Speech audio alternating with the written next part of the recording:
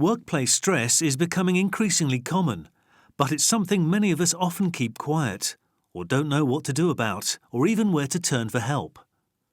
What you might not know is that your employer is legally required to help you if work stress has become an issue in your life. An employer has a duty of care to their employees to ensure that there's a safe working environment, and that includes in relation to minimising the risk of stress and stress-related illnesses.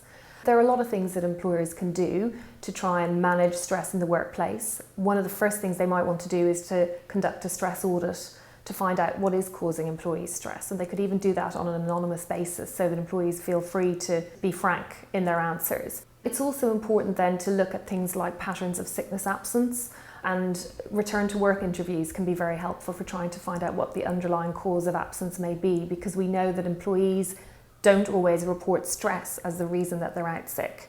Employers should have a stress policy that makes it very clear to employees that they should raise concerns if they're stressed and how to do so that really there's a culture of being open about this kind of issue and it's communicated to everybody. Crucially then, training managers to identify situations that cause stress, can give rise to stress, and what the symptoms of stress in their employees are so that they can help to manage that too. Workers and employees have a right to take time off when they're sick, and that can include if they're sick by reason of stress. But it's really more about what can an employee do when they're in this situation in order to raise concerns with their employer. And I would say in that scenario, it's important to raise your concerns early rather than suffer in silence. Because what I've seen in my work is a lot of employees who struggle on in difficult circumstances, and it gets to the point where they're at breakdown or they're diagnosed with a serious depressive illness.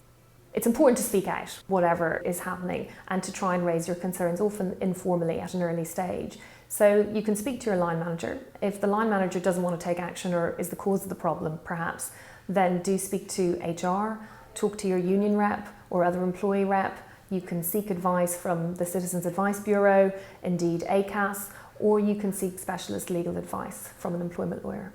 We know that workers in the UK do some of the longest working hours across Europe. Stress does seem to be a particular issue in this workplace culture. There are other countries where, for example, an employee can call in sick and say they're having a mental health day, and that's recognised and it's taken seriously, because it's recognised by an employer that being open about your concerns and sometimes just taking some time out is going to be more beneficial to an employee, and therefore to the employer, its morale and productivity, than soldiering on in a difficult situation. For more information, people should go to our website, slatergordon.co.uk.